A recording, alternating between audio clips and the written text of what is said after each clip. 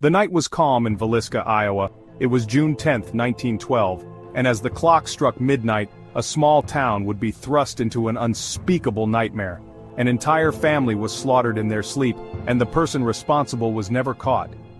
But what happened that night? And why does this horrific crime still haunt us over a century later? Tonight, we're diving deep into the eerie and chilling story of the Villisca Axe Murders, a tale that raises more questions than answers. Stick with me to the end because this story is full of shocking twists that will keep you questioning everything you thought you knew about this case. Now let's step back in time to a quiet town in the heart of Iowa. Imagine the scene, a picturesque little house on the corner of 2nd Avenue, the Moore family asleep inside, unaware that their world would soon be shattered. Their home would become a crime scene like no other, one that still leaves experts scratching their heads to this very day. The Moore family consisted of Josiah and Sarah Moore, both in their 40s, and their 4 children, Herman, Mary, Arthur, and Paul.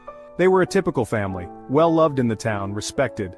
They had no known enemies. So, who would want to hurt them? And more importantly, how did the killer know exactly when and where to strike? As the night unfolded, the Moore family was joined by 2 house guests, Ina and Lena Stillinger, 2 young girls who were friends of the Moore children. They stayed over, which would sadly prove to be the worst decision of their young lives. But here's the kicker. The killer waited until everyone was asleep. No struggle, no screams, just a quiet, methodical slaughter that would later chill the bones of anyone who heard about it.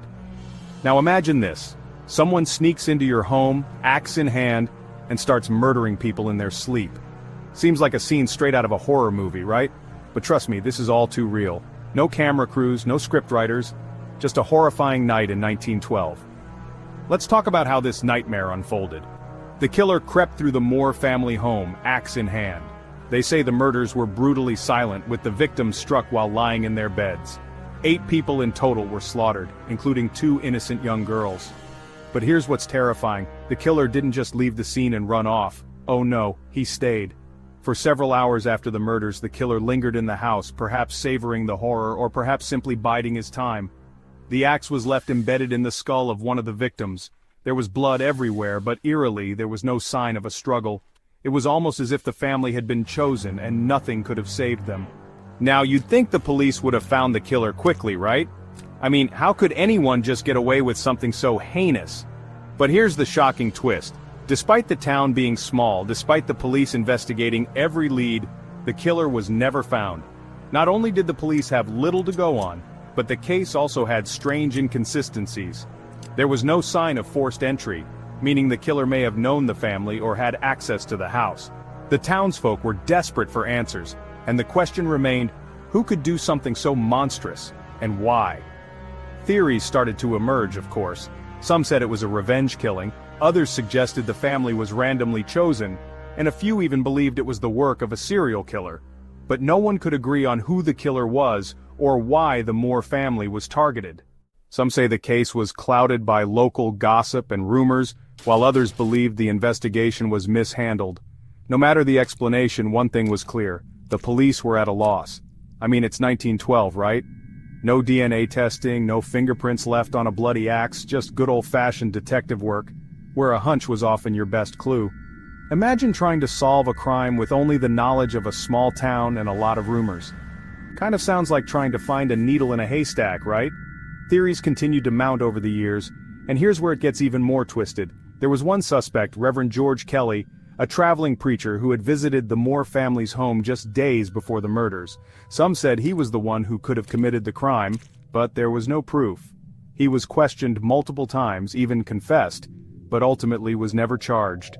Another theory involved a serial killer named Andrew Sawyer, who was believed to have committed similar axe murders in other towns. However, no solid connection was made between Sawyer and the Moore family.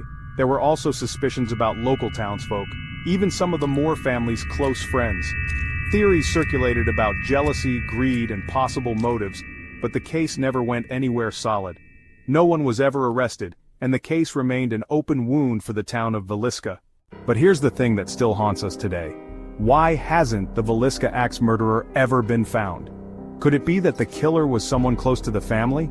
Or maybe, just maybe, the real killer is still out there, alive and hiding in plain sight, unpunished for their heinous crime? What makes this story so terrifying isn't just the horror of the murders themselves, but the idea that a killer can walk free. And after over 100 years, we still don't know who did it. If this chilling story made your blood run cold, make sure to like, subscribe, and share this video to keep the mystery alive. Who knows, maybe together we can uncover new clues about the Villisca Axe murders that have been hidden for over a century. Until next time, keep questioning what's real and what's out there lurking in the darkness.